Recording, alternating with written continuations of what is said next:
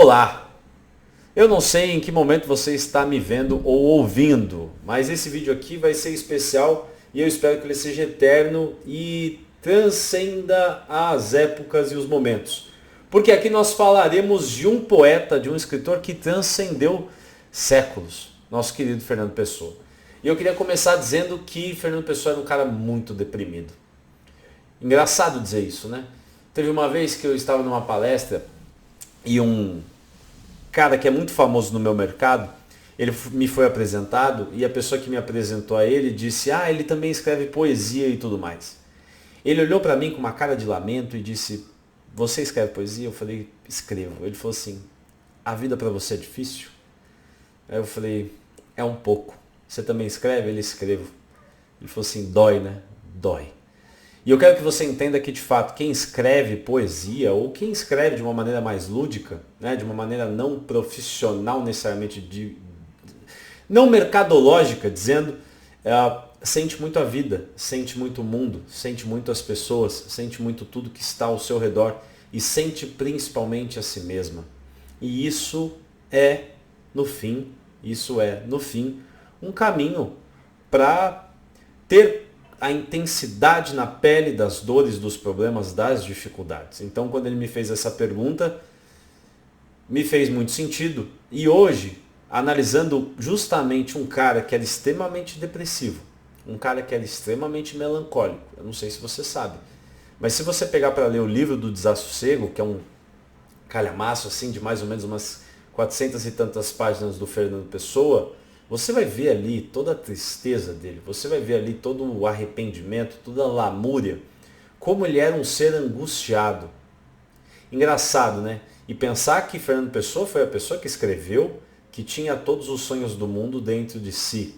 Mas ao mesmo tempo, talvez ele não tivesse a energia suficiente ou o ânimo para realizá-los. Tanto que Fernando Pessoa era um cara tão depressivo, tão triste, que ele resolveu criar um pseudônimo justamente com esse objetivo, de transmitir poesias mais densas, mais pesadas, mais nebulosas, menos, como eu posso dizer, alegres, né? Menos felizes. No caso, a gente vai analisar Autopsicografia, que é uma poesia que foi assinada por ele mesmo, certo? Então vamos começar. A primeira coisa que eu queria dizer, antes de mais nada, é te fazer um convite para pensar nesse maravilhoso título.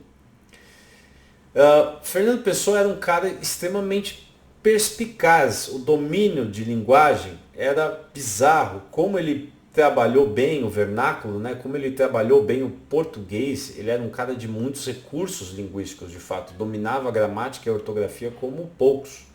Você analisa hoje poesias de pessoas que escrevem muito bem, que trabalham muito bem métrica, trabalham muito bem sonoridade, trabalham muito bem outros requisitos de uma poesia, mas o domínio linguístico do português fica aquém daquilo que Pessoa apresentava. Ele realmente pegou a língua portuguesa e destrinchou de uma maneira maravilhosa.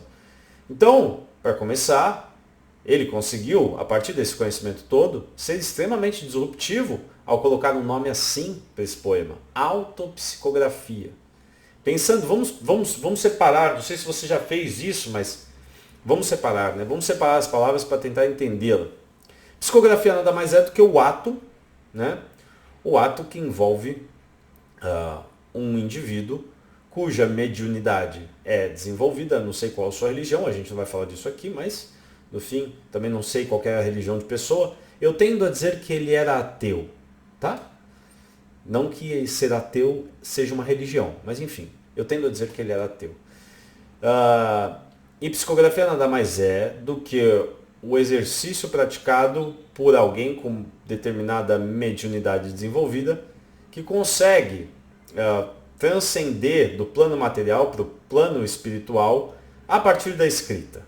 As pessoas que são espíritas e as pessoas que são da Umbanda e de outras religiões, que me perdoem o resumo extremamente pedestre, extremamente superficial de algo tão importante e fundamental, mas eu também não sou uma pessoa muito afeto à religião. Então eu também não sei descrever com tanta clareza. O que eu conheço de psicografia é isso, certo? O que eu conheço de psicografia é isso. Então, basicamente, vamos supor que Fernando Pessoa seja uma pessoa com uma mediunidade avançada e que a partir dessa mediunidade ele receba, né, uma entidade ou um espírito, ou seja lá qual termo você queira usar, e a partir dessa recepção ele traduz em palavras, em textos, em escritas, mensagem que por ele mesmo ele não produziria.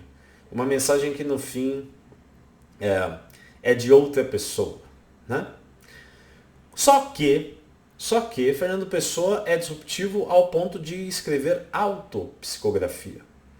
Então seria como se ele já estivesse, no Espiritismo acho que usa-se o termo reencarnação, né? Desencarnar, né? Falecer na verdade seria desencarnar. Então no caso, vamos supor que Fernando Pessoa tivesse desencarnado e ao mesmo tempo ele está nessa encarnação recebendo o seu espírito e escrevendo a partir disso. Independentemente do rigor da teoria religiosa, né, da doutrina religiosa, o que a gente pode pensar aqui é o quanto Fernando Pessoa é uma pessoa que imergia em autoconhecimento. As pessoas acham que autoconhecimento é algo da moda, né? Que autoconhecimento é uma coisa do século XXI, ou melhor dizendo, da década de 20 do século XXI. Mas quando você lê o título Autopsicografia, eu vou até caçar aqui de que data que é esse poema. Só um instante, só para a gente verificar aqui. Ó. Você vai ver que data. Autopsicografia. Foi escrito em 31, gente. Escrito em 1931, faz quase 100 anos. E Fernando Pessoa já estava com esse nível de importância, de relevância para o autoconhecimento, para tentar se entender de novo. O poeta é uma pessoa que sente a tudo e a todos de uma maneira muito mais intensa, muito mais sensível. E a si mesmo, com certeza não foge disso. Então a primeira coisa que eu te diria, que eu te faria um convite a partir desse título seria: você tem investido no seu autoconhecimento? Você tem parado para se entender?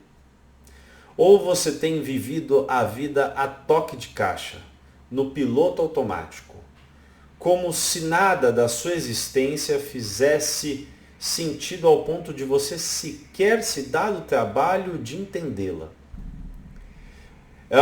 E eu não estou falando aqui apenas porque eu sou hoje um estudante, um formando em psicanálise. Eu sempre fui, independentemente do estudo que eu pratico hoje, um cara que, sempre não, né? Mas a partir de 2018, quando eu encontrei a poesia, quando eu comecei a escrever, justamente para tentar me entender, eu percebi como era importante, como era fundamental de todos os conhecimentos que estão dispostos no mundo, nós absorvemos em primeiro lugar, que é o conhecimento de nós mesmos. E não é um conhecimento pedestre, não é um conhecimento superficial. Eu sou assim, como tentaram me definir outro dia porque eu tenho determinado signo. Você é indeciso. Você... Não é esse tipo de conhecimento. Na verdade, o autoconhecimento nada mais é do que uma busca incessante para encontrar sentido a partir de toda a construção sócio-histórica do seu eu. Vamos tentar destrinchar isso para a gente entender melhor? Quando eu digo construção sócio-histórica, eu estou me referindo a duas questões principais. Sócio-histórica porque você é um produto do seu meio, você é um produto do seu tempo cultural, você é um produto da época que você vive. Fernando Pessoa era um produto da época que ele viveu. Ou você acha que o fato dele ser um português que viveu a Primeira Guerra Mundial e conseguiu ter acesso a isso de uma maneira muito próxima, não foi essa situação não o influenciou, não o construiu, não o determinou. Entende? Você acha que ele, Fernando Pessoa, enquanto português, numa época em que a África e a Ásia estavam sendo partilhadas pelas potências europeias como verdadeiras pizzas, né? Graças a um imperialismo incessante europeu, você acha que isso, em termos de racismo, não construiu as visões, as opiniões, as perspectivas de pessoa? Você é um produto do seu meio. Então, esse é o primeiro autoconhecimento que você deve desenvolver. Quem sou eu hoje? Quem sou eu hoje? Hoje eu sou uma mulher, eu tenho 40 anos, eu tenho 35 anos, eu vivo num Brasil extremamente machista, eu vivo num Brasil extremamente homofóbico, eu vivo num Brasil extremamente racista, eu vivo num Brasil de abandono parental, eu vivo num Brasil que me nega o direito ao sexo, eu vivo num Brasil que me chama de descontrolada, que me chama de histérica, que me chama de louca, que me chama de sensível, que me chama incapaz de liderar. Eu vivo numa sociedade em que me é negado vagas de emprego graças ao meu sexo e quando eu obtenho tal vaga é justamente requisitos ou atributos que não tem nada a ver com a minha qualificação profissional, que são julgados pelas pessoas como aqueles que me colocaram lá. Eu sou o produto do meu meio. Eu sou o produto do gênero, da expectativa que se constrói a partir do feminino. E por que eu estou dando esse exemplo? Porque a minha audiência, o meu público é formado por 90% de mulheres. E eu gosto de fazer esse exercício de eu lírico, de me colocar no lugar de uma mulher, porque eu nunca vou conseguir viver na pele aquilo que ela sente. Né? Eu sou, na verdade, o homem branco, hétero, cis, de classe média, que em geral não vai passar por esses perrengues, por essas dificuldades. Mas isso não me impede de me compadecer por essas causas e de me revoltar tendo em vista essa realidade. Mas voltando, esse é o primeiro autoconhecimento que você precisa desenvolver. Agora, o segundo autoconhecimento que você precisa desenvolver, lembra que eu te falei? Uma perseguição sócio-histórica, não é histórica apenas em termos macro, em termos estruturais, conjunturais da sociedade. Também é histórica em termos pessoais, em termos íntimos, individuais. Porque você nada mais é do que o produto da tua história. Hoje eu tenho 29 anos. Eu tenho 28 anos de história escrita, que foi uma história que determinou o Thomas que é hoje. Você, para se entender como a pessoa, o ser humano que existe hoje na face da Terra e que o habita e que dá passos por aqui, você tem que olhar para o seu passado. E eu não gosto dessa visão progressista de que nós temos somente que olhar para o futuro. Tinha um filósofo, ele era focado em história, alemão, ele chamava Walter Benjamin, que ele dizia: o foco da história é entender o passado para ver no presente a sua manifestação. Eu vou te dar um exemplo.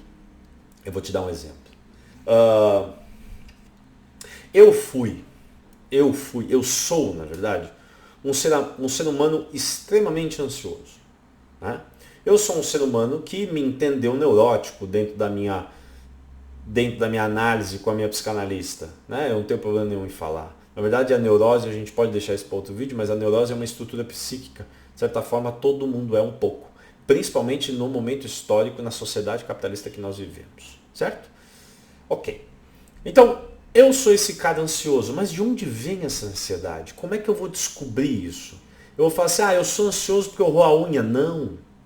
Roer a unha nada mais é do que um reflexo, é um sintoma da minha ansiedade. Eu sou ansioso porque me arde o peito. Não. Isso é um sintoma, um desdobramento desse estado emocional, digamos. Se é que eu posso chamar assim. A ansiedade vem do medo, mas medo do quê? Thomas, medo do quê? No fim, e aqui vou abrir meu coração para você, o meu medo é de não ser suficiente. O meu medo é de não ser o bastante. O meu medo é de não ser diferente. O meu medo é de me entender diferente da expectativa que eu criei sobre mim a partir de todas as condições materiais que meus pais me proporcionaram. E como é que eu entendi que esse é meu medo? E como é que eu entendi que esse medo me move? A partir do momento que eu designei um tempo da minha vida para investir em me entender. E, gente, eu escrevi no filtro outro dia. E não é somente se entender, não é somente falar, não é somente compreender para guardar isso para si. Você sabe, isso é bem materialista, né? Isso é bem marxista. O conhecimento ele tem que ser prático, ele tem que guardar razão na realidade concreta. Não adianta nada eu me entender como ansioso e tratar os sintomas. Ir lá fazer a unha, porque eu sei que se eu faço a unha, eu não vou mais roê-la. Parar de me submeter a situações que fazem meu peito arder. Por exemplo, silenciar o story de determinada pessoa, parar de seguir outra. Alguém vai se encontrar nessa narrativa que eu estou contando aqui. Mas o que eu quero dizer é esse medo, essa necessidade de aprovação. De onde vem ela, meu pai? Por que eu preciso ser aprovado por alguém? Por que eu preciso ser aprovado por gente que já me aprovou, gente que já me ama, já me acolhe? Até onde vai essa busca? Até onde eu vou me permitir me mover com base nesse referencial? Percebe? Percebe a importância de você se entender, mas não se entender apenas a teoria pela teoria, o conhecimento pelo conhecimento. O conhecimento ele tem que ser um meio para um fim. E o fim é a prática. O que eu vou fazer para colocar esse medo de escanteio?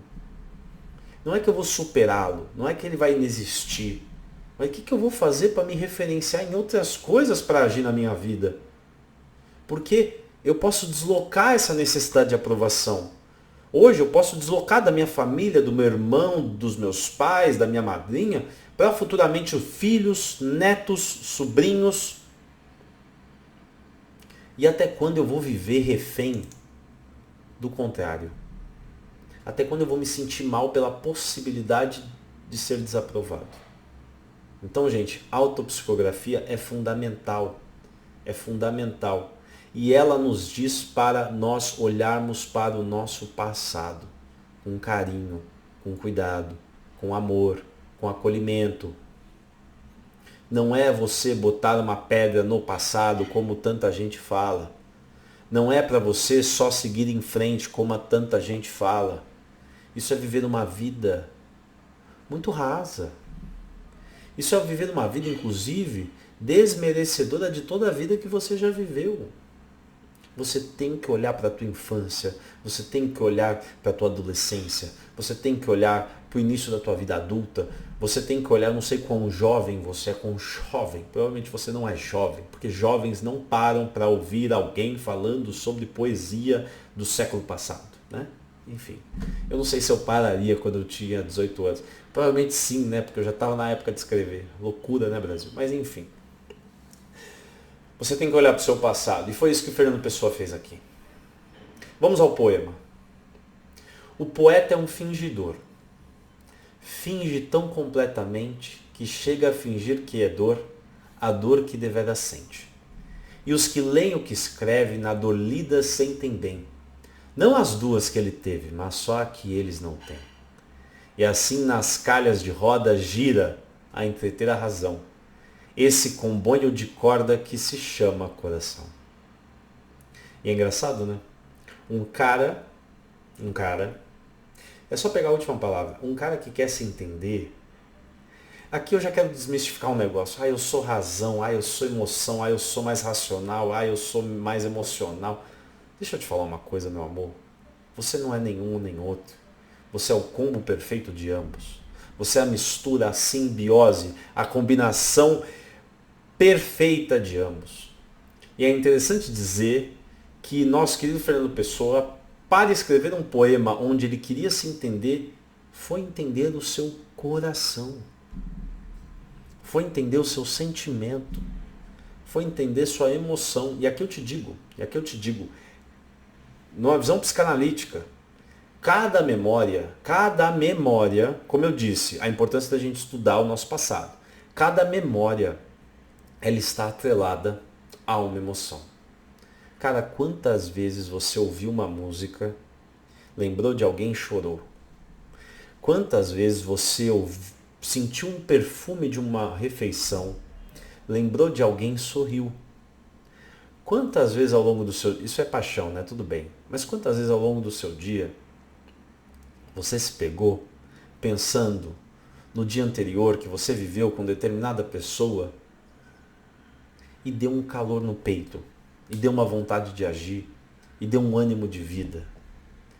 Toda a memória, toda a lembrança, ela é, como eu posso dizer, ela é fixada dentro da nossa psique, né? Dentro do nosso psiquismo, do nosso aparelho psíquico, da nossa mente, digamos, a partir de uma emoção. Toda ela. E aí você entende como um momento traumático na vida de uma pessoa é capaz de, mesmo num futuro longínquo, fazer com que ela tenha uma reação um pouco incompreensível a depender do que ocorre. Eu vou te dar um exemplo muito claro. A minha mãe foi assaltada, certo? Minha mãe foi assaltada 2, 3 vezes. 2 vezes. No mesmo semáforo. Indo trabalhar na faculdade. Minha mãe era professora universitária, ela dava aula no bairro ali na Liberdade. Toda vez ela saía da 23 de maio, virava à direita para pegar aquele acesso pela Vergueiro, para poder... Não era pela Vergueiro. Pela Vergueiro. Pegar o acesso pela Vergueiro, passar o viaduto e tudo mais, cruzar a avenida e chegar na faculdade. Quem for aqui de São Paulo, da região, vai saber do que eu estou falando. Por 2 vezes ela parou naquele semáforo, quebraram o vidro dela, pegaram a bolsa dela, pegaram mais alguma coisa e foram embora. Por 2 vezes. São eventos traumáticos, certo? São eventos traumáticos. São eventos que são rememorados com determinada emoção. Uma emoção de medo, uma emoção de angústia, uma emoção de impotência, uma emoção de frustração, certo? São lembranças que vestem. Pense que a lembrança é um corpo, e esse corpo usa roupas, certo? E essas roupas são exatamente as emoções. As roupas que essa lembrança da minha mãe veste são emoções tristes. Hoje, ao menor sinal de algo que remeta àquela experiência, as roupas tomam conta de minha mãe novamente. Certo? Hoje não mais, mas por um tempo. Então, por exemplo, andar de carro era algo que remetia. Parar no farol à noite era algo que remetia. O barulho de vidro batendo, se algo de vidro quebrasse em casa, era algo que remetia. Louco dizer, né? Louco. Mas por quê? Porque aquela lembrança está carregada de emoção. Só que você, meu Brasil, não conhece grande parte das suas lembranças, porque elas estão escondidinhas aí num cantinho, né, muito profundo da tua mente.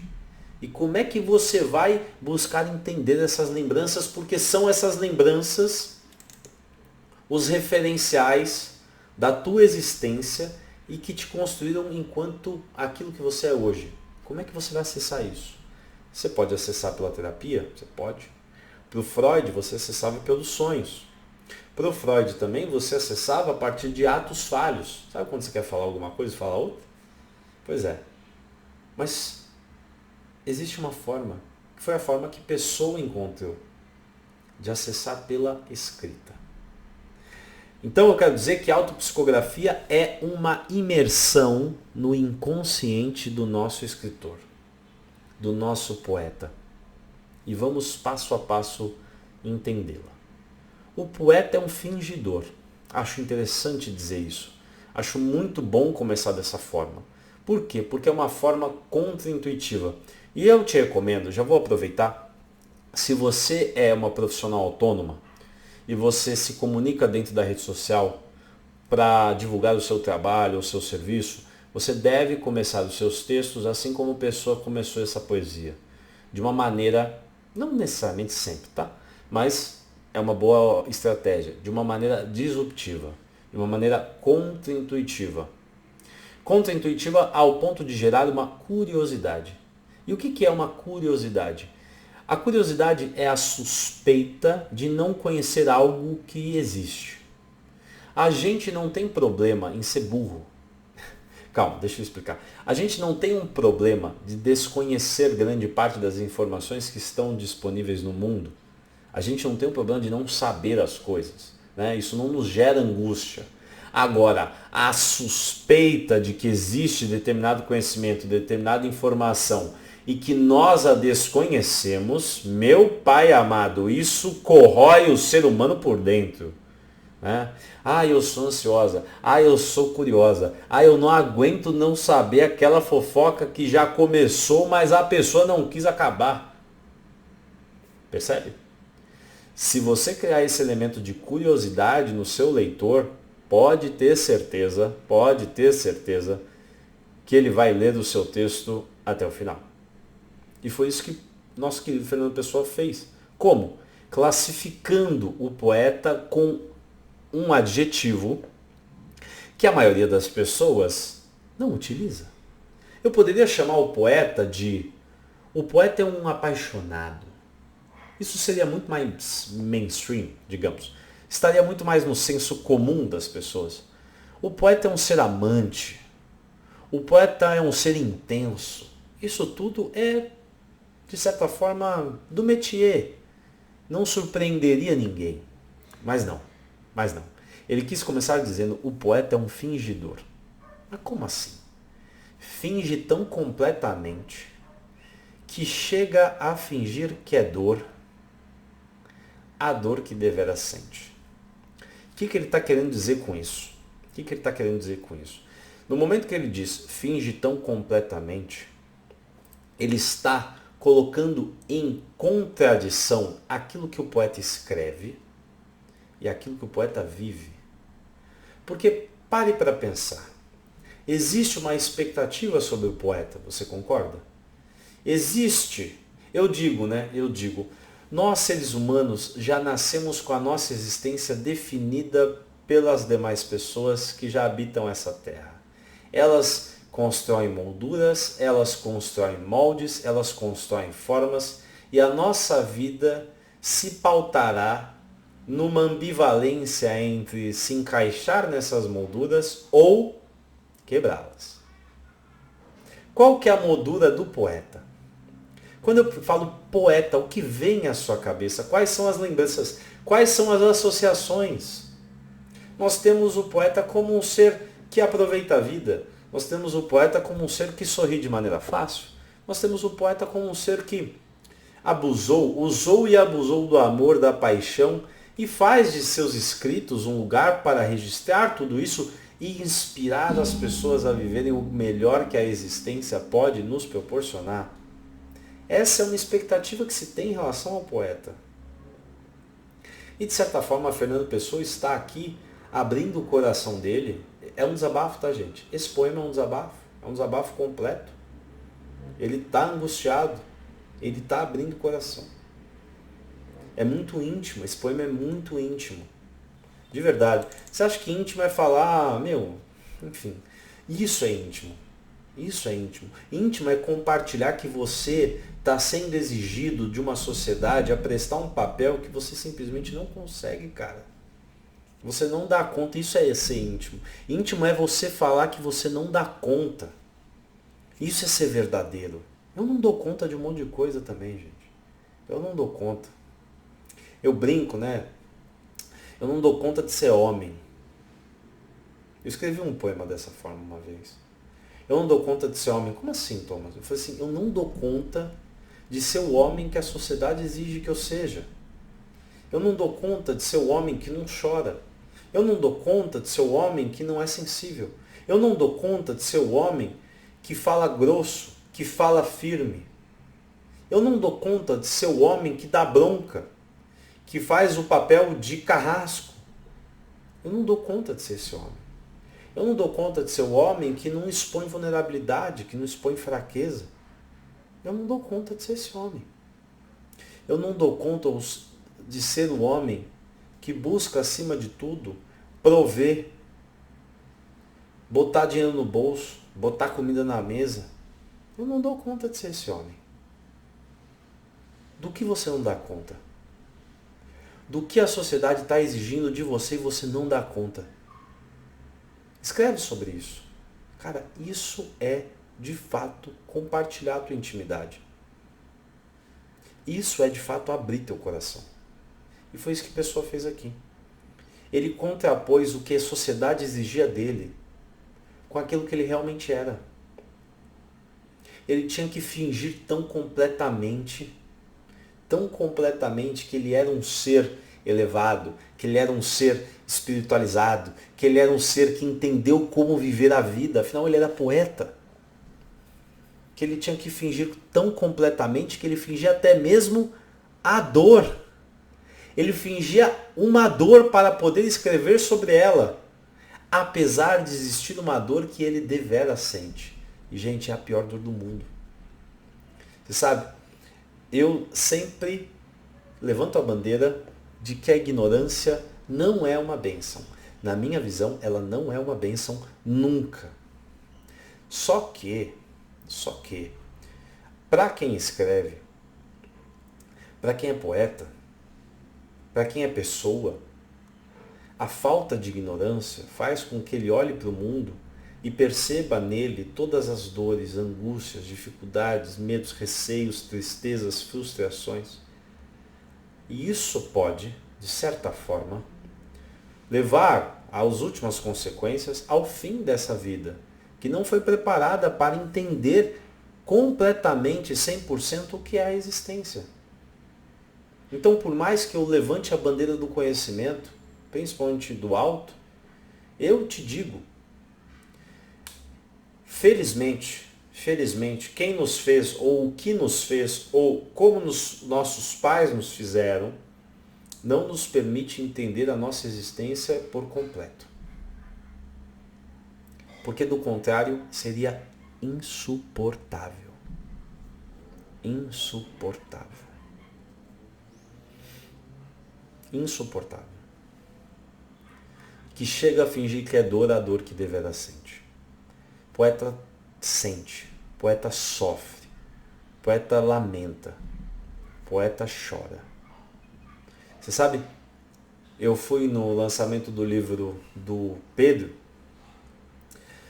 e a gente vai ter o lançamento, eu não sei que dia que você vai ver esse vídeo, mas enfim, dia 29 de julho de 2023 teremos o lançamento do meu livro.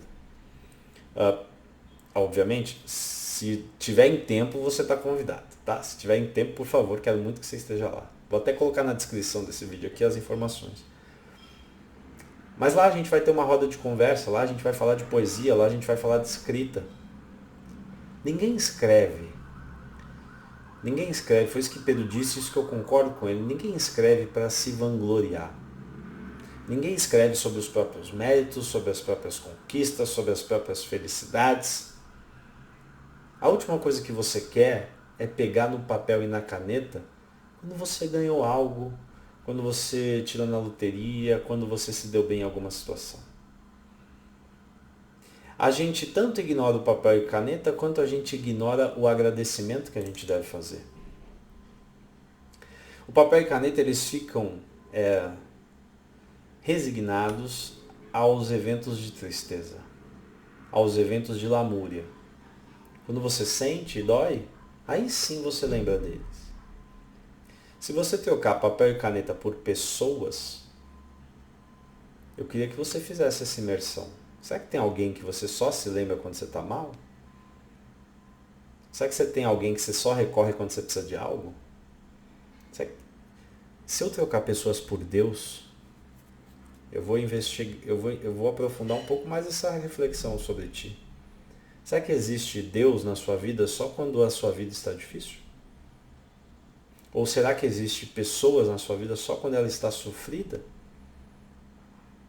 Será que você, de fato, instrumentaliza os seres humanos, as pessoas, ou até mesmo elementos, com esse objetivo de escape de determinado sofrimento? Olha, eu não faço isso. Eu não faço isso. Existem vários motivos para isso, a gente pode dividir em outro vídeo. Eu não faço isso com certeza. Mas eu faço isso com o papel e com a caneta. Se tem alguém que serve de muro das minhas lamentações, é o papel e a caneta. Mas eu entendi que seria muito injusto eu dividir com eles apenas tristeza. Então eu coloco um pouco de amor, eu coloco um pouco de felicidade, eu coloco um pouco de gratidão, eu coloco um pouco de inspiração, eu coloco um pouco de ânimo, de bom humor, de piada, porque o papel merece mais. As pessoas da tua vida também merecem mais. As pessoas da tua vida também merecem mais. E você a elas. E os que leem o que escreve, ele está falando da audiência, né? Da audiência do poeta. Na dor lida sentem bem. Olha que perspicaz. Uma vez, eu vi um vídeo do padre Fábio de Mello. Gente, eu estou falando muita religião aqui, né? Mas enfim, respeito todas, não compartilho da minha, não falo da minha, não vai adiantar, tá? Mas enfim, estava vendo um vídeo do padre Fábio de Mello e ele falou algo muito perspicaz. Ele disse assim: o seu verdadeiro amigo não é aquele que dá o ombro para te chorar. O seu verdadeiro amigo é aquele que aplaude quando você sobe no pódio. O seu verdadeiro amigo não é aquele que te acolhe no seu sofrimento. O seu verdadeiro amigo é aquele que fica feliz pelo seu sucesso. O termo que eu usei depois para escrever sobre esse assunto foi suportar. A pessoa que suporta o teu sucesso, rapaz, ela te ama de verdade. A pessoa que sorri, que fica feliz com o teu sucesso, ela te ama de verdade. Muito, muito, muito, muito.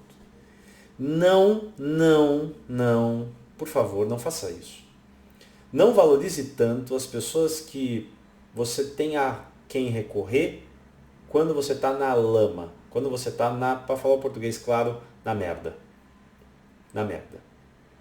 É fácil ser um bom amigo quando o nosso querido amigo está sofrendo. Por quê? Porque nessa relação existe uma assimetria. Primeiro que você se sente bem por dois motivos. Você se sente bem por dois motivos. Primeiro, você está sendo útil. Eu estou acolhendo o meu parceiro que está triste. Segundo, até mesmo inconsciente, você está se sentindo valorizado.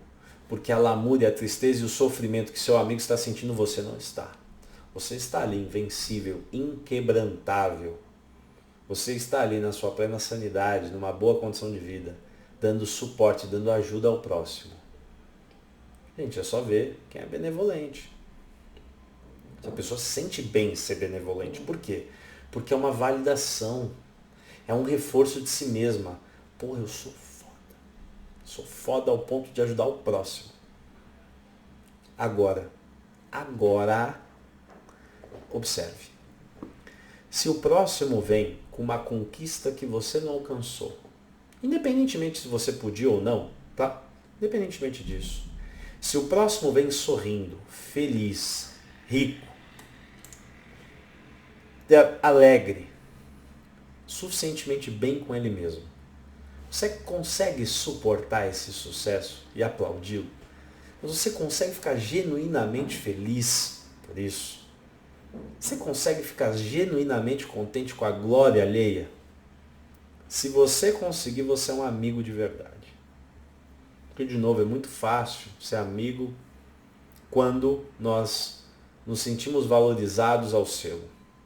Agora, é muito difícil ser amigo quando a determinada situação que se exige essa amizade te coloca num papel de não se sentir tão bom quanto. É uma lógica do nosso tempo, gente. É uma lógica do nosso tempo. Eu não digo que é natural do ser humano competir, mas eu digo que é uma lógica do nosso tempo inserir a competição no nosso psiquismo ao ponto da gente estar sempre disputando com o próximo. Está sempre disputando com o próximo. Tá? E aí é o que ele fala. E os que leem o que escreve, na dor lida sentem bem. Sente compaixão, sente pena. Então me sinto bem. Eu sou o amigo que está sendo recorrido. O poeta está chegando até mim falando, poxa, me lê porque eu estou mal. Eu leio, amor, vem cá. É lógico que eu leio. Não as duas que ele teve, mas só a que eles não têm. Olha que graça. Olha que graça. Na dor lida sentem bem. Não as duas que ele teve, mas só as que eles não têm. Ou seja, eu me sinto bem ao ler a sua dor, porque eu esqueço das que eu tenho. Eu esqueço as que eu tenho e eu me concentro na que só você tem. Eu esqueço também das minhas falhas, eu esqueço também dos meus erros. Eu me sinto mais próximo da perfeição ao lidar com alguém que deixou de modo escancarado que é imperfeito. Eu esqueço dos meus próprios erros, dos meus próprios equívocos. Eu já sou tão bom de poder ser altruísta, de poder me compadecer com a dor alheia, que eu sequer lembro que eu tenho alguma. O Pessoa, assim, é genial, gente. Genial, não tem outra palavra. Vamos para a última estrofe. E assim, nas calhas de roda, nas andanças, né? Nas andanças da vida, gira. Legal, né? Tentar entender por que... Depois eu vou fazer essa pesquisa, por que Roda Viva do Chico leva a esse nome, né? De fato, né? Se a gente fosse pensar em algum movimento que a gente faz dentro da vida, eu diria que é isso. A gente mais gira em círculos do que a gente caminha em frente. Nossa, forte isso. A gente mais gira em círculos do que caminhamos em frente. É porque não dá para caminhar em frente a todo momento. Não dá. E nem quero. Pô, eu vou negar o que ficou para trás? Eu vou negar o que ficou do meu passado? Eu vou negar tudo que eu fiz? E só olhar para frente? Sabe quem só olha para frente, gente? Quem está com um cabresto. Um cavalo. Um burro, uma égua. Quem está com um cabresto só olha para frente. Quem é ignorante só olha para frente. E quem desmerece a própria história só olha para frente. E assim nas calhas de roda gira. A gente gira, gente. A gente gira. A gente rememora amores, a gente rememora experiências, a gente rememora vivências, a gente rememora a nossa infância. A gente revisita pessoas, revisita histórias, revisita as lembranças. O ser humano, ele vive em círculos. Mas isso não é ruim. Isso é da vida. Isso é da vida. A entreter a razão. E assim nas calhas de roda gira, a entreter a razão. Esse comboio de corda que se chama coração. Olha que coisa louca. Olha que coisa louca. Ao ler um poema, obviamente que a gente se sente mais. Deixa eu contar uma história. Quando eu comecei a escrever o Filtro do Café, não sei se você conhece o meu perfil no Instagram, mas eu te recomendo dar uma olhada lá. Quando eu comecei a escrever o perfil no Filtro do Café, eu tive uma consultoria gratuita de um cara que entendia de Instagram. Eu devia ter uns 1000 seguidores na época, tá? No momento que eu estou gravando esse vídeo, eu acabei de bater 136 mil. Nós estamos com praticamente quase 3 anos de perfil, né? Bom, e ele me disse que perfil de frases dava muito bom, dava muito certo, funcionava muito. Eu perguntei para ele por quê. Porque sim, eu sabia que dava certo. Eu já tinha feito uma pesquisa, eu já tinha entendido no meu mercado, já tinha visto o Preciso Escrever, tinha visto um cartão, tinha visto várias pessoas. Mas eu queria entender por quê, por que dava certo, por que as pessoas compartilham escritos, por que as pessoas compartilham frases. Não sei se já parou para pensar nisso. Por que as pessoas postam nos stories delas frases que outras pessoas escrevem e não que elas mesmas escrevem? E ele me disse o seguinte, achei maravilhoso, maravilhoso. Guardei isso para sempre, não lembro nem o nome dele, você vê, gente. A gente não lembra o mensageiro, mas a gente lembra da mensagem. Eu não sei se um dia você vai esquecer meu nome, o meu rosto, o tamanho dos meus óculos, a minha língua presa ou a cor dos meus olhos. Mas que você se lembre da minha mensagem. Por favor, que você se lembre da minha mensagem. E a mensagem que ele me disse foi: Thomas, as pessoas compartilham frases porque elas querem pagar, na linguagem coloquial do português brasileiro paulistano aqui, pagar é bancar, né? É se parecer, se fazer de. Elas querem pagar de intelectuais.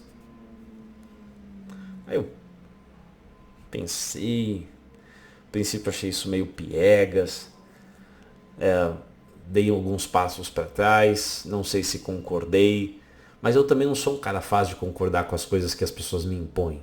Eu gosto de botar filtro naquilo que as pessoas me apresentam como verdade. Eu não sei se eu concordo 100% com ele. Na verdade, na maioria das vezes, não sei se 100% eu concordo comigo mesmo. E não tenho problema com isso, sabe? Vive em paz na sua autodiscordância. Vive em paz. Vive em paz, pelo amor de Deus. Mas fato é que, de certa forma, se você parar para pensar, toda vez que nós compartilhamos uma frase no Stories e uma pessoa nos lê, qual que é a impressão que nós queremos causar? A partir do momento que nós compartilhamos essa frase. Obviamente que tem uma autoimpressão. A autoimpressão é, poxa, me identifiquei, essa frase falou comigo, falou com a minha história, eu vou repercuti-la na minha publicidade porque, de certa forma, era exatamente o que eu diria. Mas tem que ter algo a mais. Porque se fosse só isso, você leria a frase e pararia por aí. Agora, a vida é um jogo de impressões. A vida é um jogo de percepções. E nós estamos, gente, não tem problema ter essa vaidade, pelo amor de Deus, vamos ser adulto. Vamos ser adulto. Não tem problema você levar em consideração a percepção do próximo para agir de determinada maneira. O problema está em você ser refém disso. Em você abrir mão da sua própria liberdade para agir de acordo com a opinião do outro. Isso é um problema.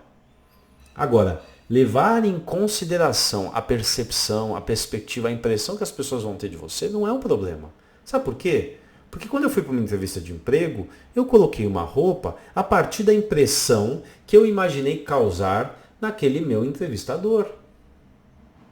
Quando eu abro uma live aqui e falo da maneira eloquente com a qual eu tento me comunicar, eu estou tentando também gerar uma impressão em você de que eu sou fiel ao nível de profundidade do conteúdo que eu quero trabalhar nessa rede. Mas isso não me impede de falar um merda, isso não me impede de falar isso não me impede de falar nada. Quando eu compartilho da minha necessidade de me sentir diferente, da minha necessidade de me sentir distinto, da minha necessidade de me sentir aprovado, eu estou também me colocando no seu lugar e pensando em qual impressão eu estou causando em você.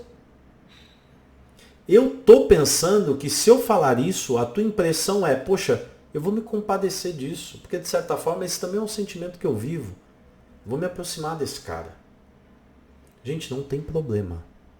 Não tem problema ser vaidoso, meu Deus do céu! Não tem problema. Nós vivemos em sociedade. Nós não somos seres atomizados. Você não vive numa gruta. Você não vive num iglu. Ou numa casa em cima da árvore. Ou você vive num mundo habitado por pessoas. E da mesma forma que você causa impressões a elas, elas causam impressões a você. E você determina o comportamento delas a partir das impressões que elas te causam e vice-versa. Não tem problema, gente. Certo? Então, quando você compartilhar algo nos stories, de certa forma, tem uma impressão que você quer causar no próximo. Qual que é a impressão? Qual que é a impressão? Será que é uma impressão de intelecto? Será que é uma impressão de sou uma pessoa espiritualizada? Será que é uma impressão de sou uma pessoa sensível? Sou uma pessoa que não está no mundo apenas vivendo a vida um jogo de aparências.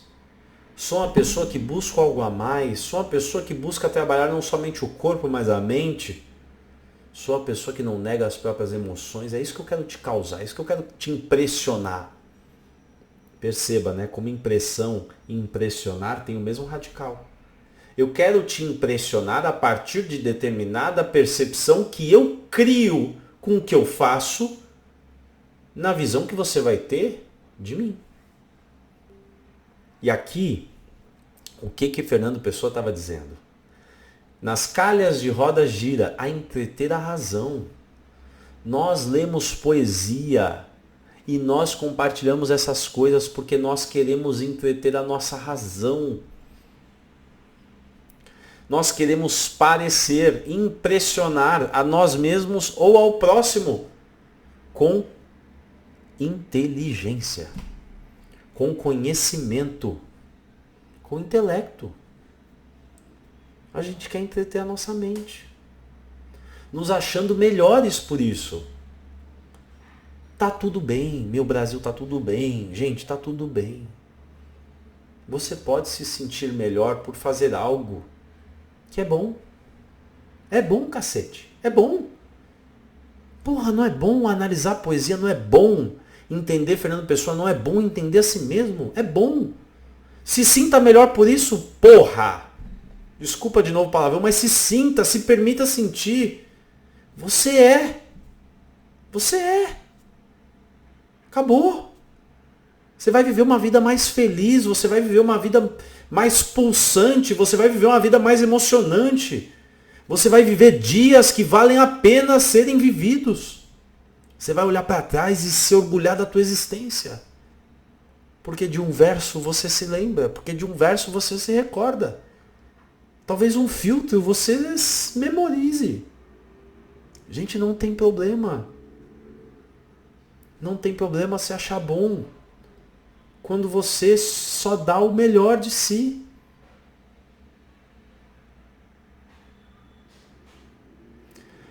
Esse comboio de corda que se chama coração. Aí ele... Uma coisa que eu falo e falo sempre. Quer escrever? Show. Escreve. Se concentre em duas coisas. Primeira coisa. Primeira linha do seu texto. Ela é crucial. Ela é obrigatoriamente boa. Ela precisa ser boa. Ela precisa ser bem posta. Ela precisa ser bem pensada. Porque senão a pessoa não vai passar dela. Não vai ler outras coisas, não vai chegar ao final do texto. Não vai. Não vai. Gente, a gente está sendo bombardeado com informação. Bombardeado. É uma coisa de maluco. Sério, uma coisa de maluco. A quantidade de conteúdos, informações, fatos, matérias, notícias com os quais a gente se depara diariamente é bizarro. Bizarro. Cara, se você não caprichar, sinto lhe dizer, você vai ser ignorado. Você vai ser ignorada. Você tem que focar bastante na tua primeira linha. E você tem que focar bastante na primeira fala do teu vídeo. É por isso que você tem que escrever roteiro, meu Deus. Você tem que focar bastante em como você inicia a sua live. Por isso você tem que escrever roteiro. Você tem que focar bastante no primeiro card do seu carrossel. Por isso que você tem que escrevê-lo com cuidado, com carinho, pelo amor do Senhor, senão a pessoa não vai arrastar para o lado. Você tem que caprichar. Você só não pode caprichar mais nisso do que na segunda coisa que todo texto tem que ter. Um bom fechamento. A última frase do seu texto é a mais importante. É a mais fundamental. E sabe por quê? Porque a pessoa esquece o meio, a pessoa esquece o início, mas a pessoa não esquece o fim. Se eu te fizer uma pergunta, fala assim, tudo bom? Você é solteiro? Sou. Sério? E há quanto tempo você é solteiro? Sou solteiro há... Agora está dando 5 meses. 5 meses estou solteiro. Perfeito. Maravilha. E quanto tempo você namorou? Tanto tempo. Show. Como acabou? Por que acabou? Como é que foi o fim? Você responde de maneira praticamente imediata. Agora eu vou te perguntar, como é que foi o começo? Como começou? Como vocês se conheceram? Como vocês se encontraram? A pessoa já não tem tanta habilidade em responder de maneira tão prática, objetiva, tão rápida. Ela sofre um pouquinho, ela tem que pensar. Show. Agora eu vou te fazer uma pergunta difícil. Como é que foi o durante? Como é que foi o inteirinho, o meio, entre o começo e o fim? Como é que foi? Conta pra mim. A pessoa vai sofrer para te responder. Percebe como a gente memoriza um fim de maneira extremamente mais privilegiada do que o começo e o durante? Lembra que eu te falei que toda lembrança está atrelada a uma emoção? É porque talvez a emoção do fim seja mais impactante do que a do começo. Gente, é muito triste isso. Na verdade, é muito preocupante isso. Porque isso te coloca numa necessidade de viver fins e fins e fins e te rouba a oportunidade de viver os durantes, de viver os meios. E eu posso falar por mim. Já teve relacionamento que eu entrei pensando quando é que isso aqui vai acabar? Ou como é que será que isso aqui vai terminar? Já teve emprego que eu entrei pensando quando é que eu vou sair disso? Quando é que eu vou botar um fim nesse negócio e ir pro próximo? Gente, você vai viver de próximos. Olha que tristeza viver de próximos. E os durantes? E o gerúndio? E o que está acontecendo? E o que está vivendo? E o que está presenciando? E o que está rolando? Onde está o valor no que está? Em detrimento daquilo que vai ser. Isso é um neurótico por essência. Por essência. A gente fala de neurótico em outro vídeo, tá? Só que tá dando quase 1 hora. Mas vamos fechar o nosso querido Fernando Pessoa. Vamos fechar. O final tem que ser importante, tá? Só para te lembrar. E assim nas calhas de roda gira a entreter a razão. Esse comboio de corda que se chama coração. Vamos pegar a definição de comboio. Porque eu acho que vai ajudar a gente a ilustrar. Comboio, conjunto organizado de veículos de transporte sob a guarda de uma escolta. Perfeito? Todos comigo? Show. Esse comboio de corda que se chama coração. O coração é um comboio de corda. O que ele quer dizer com isso? O coração nada mais é do que um conjunto de elementos que estão alinhados e são conduzidos por determinada escolta. Qual que é a escolta, gente? Ele acabou de falar. A escolta é a razão. A escolta é o pensamento. A escolta é o racional. Mas quem que é o comboio? Quem que é a frota? O que é que está se movendo? É o coração, bicho. O que no fim ele quer dizer? Lembrando que ele está falando de si mesmo. Que ele está autopsicografando. Ele é um poeta que se move pelo que ele sente. Mas seus sentimentos são escontados pelo que ele pensa. Porque do contrário, se ele só sentisse e não pensasse, ele não registraria e não lhe daria a chance de ser quem ele é, um poeta. Gênio. Gênio, meu Deus.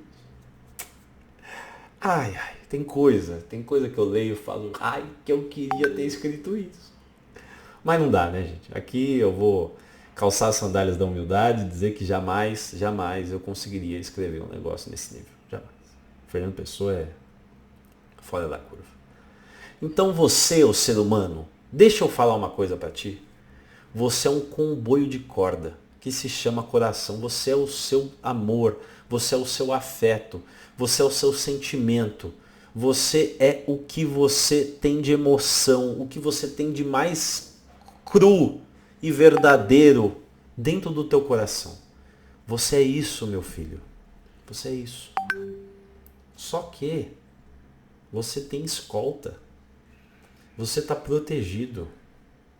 Você tem algo aí que você precisa investir para fortalecer essa segurança, que é a sua cabeça, que é o seu conhecimento, que é a sua razão. É sendo um comboio de emoções, uma sequência de emoções, respaldadas pelo um toque de raciocínio, que você se permite ser quem você é. Qual que é o problema aqui, Brasil? O problema é que essa sociedade, esse mundo que a gente vive, virou para você e falou assim: você não é comboio de nada. Chega de sentir. Chega de se emocionar. Chega de ser intenso. Chega de chorar, engole o choro. Chega de ser sensível. Chega. Você só pode ser a escolta. Só que, gente, a escolta não é nada sem alguém para proteger. A escolta não é nada sem alguém para proteger. Eu espero que você tenha gostado dessa análise, desse vídeo. Essa foi a terceira análise que eu já fiz aqui nesse canal. Eu espero que você aproveite para assistir as demais. Eu espero que você se inscreva, né? Eu espero que você curta o vídeo e comente, eventualmente, qual poesia você gostaria que eu analisasse. Lembrando que não tem análise superficial por aqui. Todas elas vão ser daqui para pior, né? Profundas, longas, porque esse é o momento que eu tenho para deixar a minha razão se entreter, sem desmerecer o que eu tenho no coração. Beijo no seu e a gente se vê no próximo vídeo.